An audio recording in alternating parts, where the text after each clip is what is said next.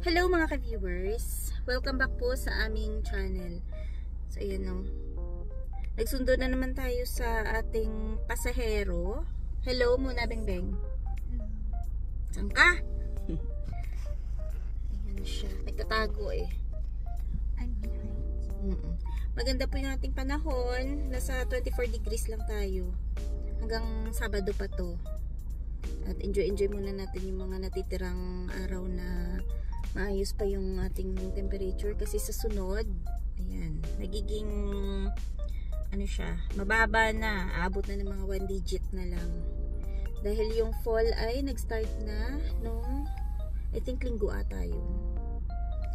At ayan, shout out muna kay Kuya Alvin Labaw ng Edmonton, tsaka sa Marizan family. Sana makapasyal ka dito, Kuya Alvin. At makita mo naman yung ganda ng Regina. Oh, maganda yung Regina.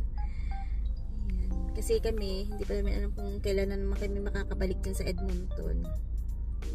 At, ayan. Dahil matraffic pa naman, hindi pa kami makalabas dyan. Ayan, siksikan pa yung mga sasakyan. Mag-content muna tayo.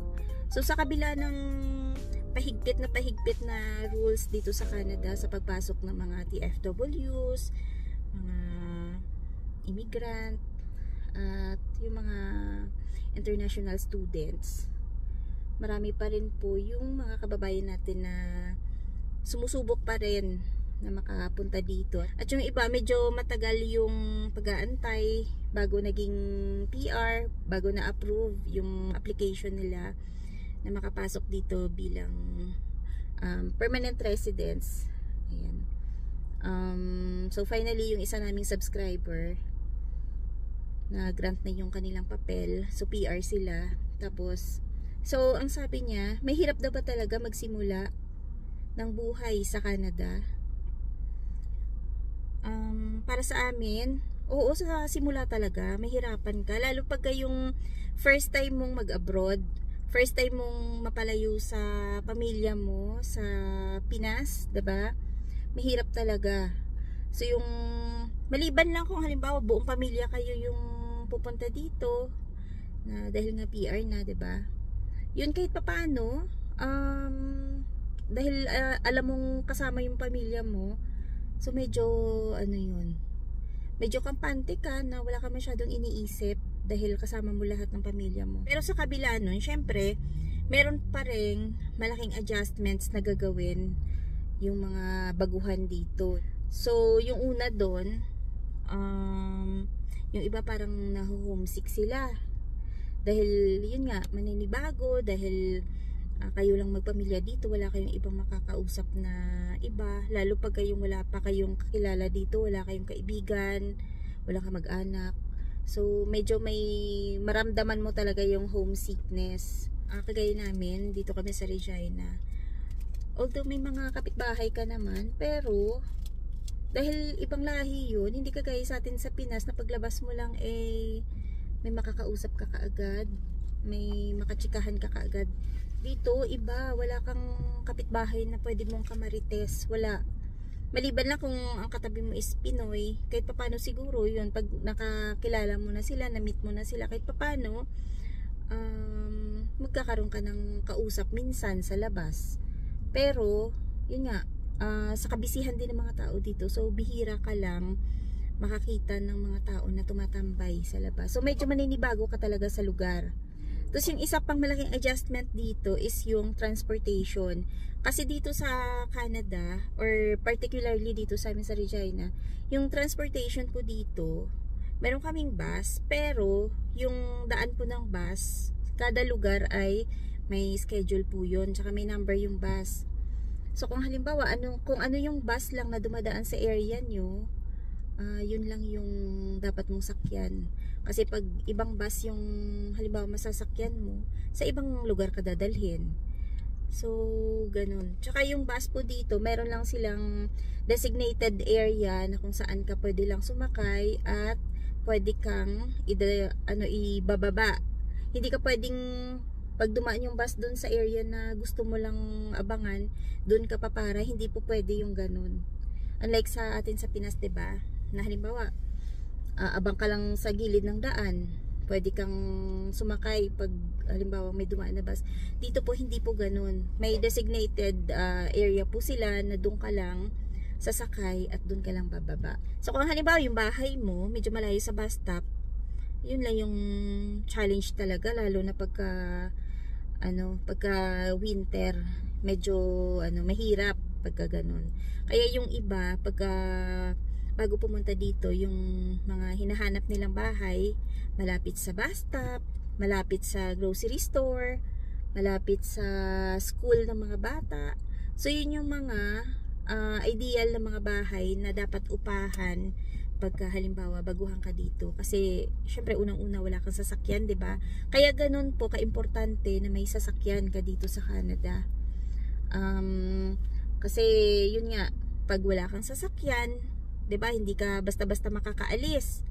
Unlike na kung may sasakyan ka, anytime pwede kang pumunta kung saan mo gustong pumunta. So ganun po kaimportante yung sasakyan dito. Tsaka yung isa pa po na talagang maninibago ka pag bago ka dito sa Canada is yung klima. Yung weather na paiba-iba. Isang araw lang, halimbawa, ngayon maga, malamig, pagdating ng tanghali, kagaya na to, tanghali at papuntang hapon, mainit. Tapos mamayang gabi, bigla na namang lalamig.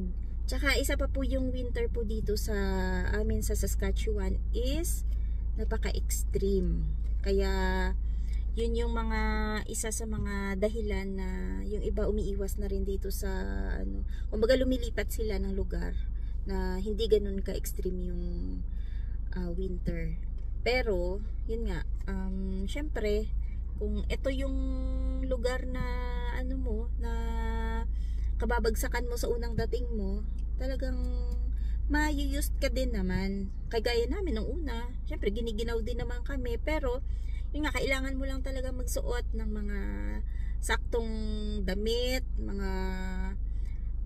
mag-jacket ka ng proper para yun, magiging komportable kapag lumalabas ka during winter na sobrang lamig ng panahon. Kaya yung sasakyan dito napaka-importante, gawa po nung yun nga, dahil extreme po yung aming winter dito. So mas mahirap na yun nga, malala na yung winter tapos wala ka pang sasakyan. So paano ka yung lalabas ng bahay at halimbawa mag-groceries ka, o minsan kung halimbawa papasok ka, 'di ba? Hindi ganoon kadali kasi yung kumilos ka na sobrang lamig ng panahon sa labas. So ganun po ka-importante yung sasakyan dito. At sa mga kids naman, pag baguhan dito, parang sila yung mabilis maka-adapt kasi sa sa pamumuhay dito. So sa nakikita ko sa mga bata, hindi sila ganun kaya nahirapan mag-adjust sa buhay dito sa Canada.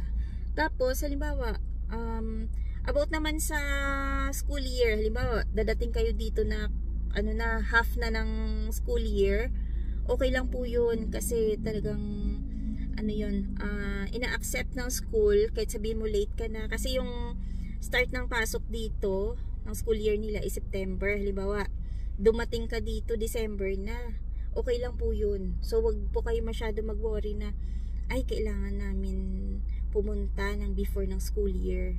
Hindi naman ganun ka talaga yun, big deal sa kanila yun. Ang importante, pagkadating mo dito, i-register mo lang dun sa school kung saan kayo malapit at yan, i-welcome ka dun sa school.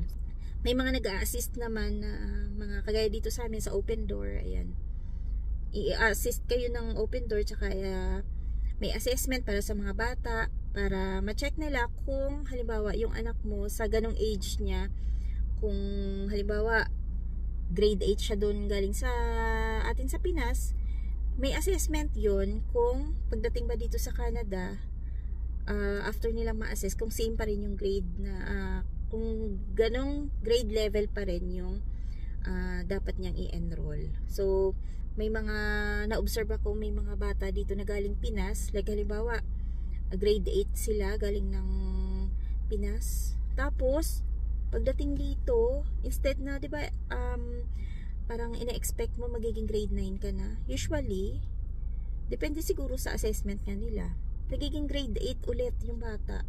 So marami na po akong na-observe na ganun yung nangyari sa pag-enroll ng mga bata dito. At isa pa pong bagay na sa tingin ko maninibago kayo dito pagdating sa Canada is yung wala pong mga tinda-tindahan na nasa kanto lang or walang talipapa dito. So kailangan po natin pumunta sa mga Canadian superstores or Walmart, Freshco or iba pang mga supermarket na nandito sa Canada. Siguro yung mga magiging tips lang namin dito pag baguhan ka dito sa Canada. Pag naghanap po kayo ng bahay, dapat malapit sa bus stop, malapit sa grocery store, malapit sa school ng mga bata para hindi po kayo mahirapan. Kasi lalo na po pag winter, mahirap na magbus pa kayo papunta sa mga grocery stores, sa o ibang mga pupuntahan nyo pa. Kaya sinasabi namin na napaka-importante na may sasakyan ka talaga dito, lalo na po during winter. Tsaka dapat pag pumunta po kayo dito, dapat may extra pera kayo para pambili po talaga ng sasakyan. Kahit sabihin mo second hand lang o used car lang. Kasi, yun nga, napaka-importante na may sasakyan ka para anytime na may mga importante kayong pupuntahan, makakaalis kayo kaagad. So, sa mga viewers po namin, pa-comment na lang po kung ano pa po yung pwede nyong idagdag na mga tips sa mga kababayan natin na papunta pa lang dito or mga bagong dating. Mga kababayan natin na papunta pa lang dito at mga bagong dating, ayan, welcome po sa Canada. Tsaka sana maging okay yung pag-settle nyo dito sa Canada kahit saang lugar man kayo o saang probinsya, at yun, makahanap kayo ng mga bagong kaibigan nyo na makatulong pa sa inyo habang nag-a-adjust pa lang kayo dito sa Canada. At ayan, good luck po sa journey nyo. Hanggang dito na lang po yung aming video for today. Maraming salamat. Ingat-ingat. Bye-bye. Aalis na ako. Kasi kami na lang ate nandito sa parking. Bye-bye, Beng Beng. Bye!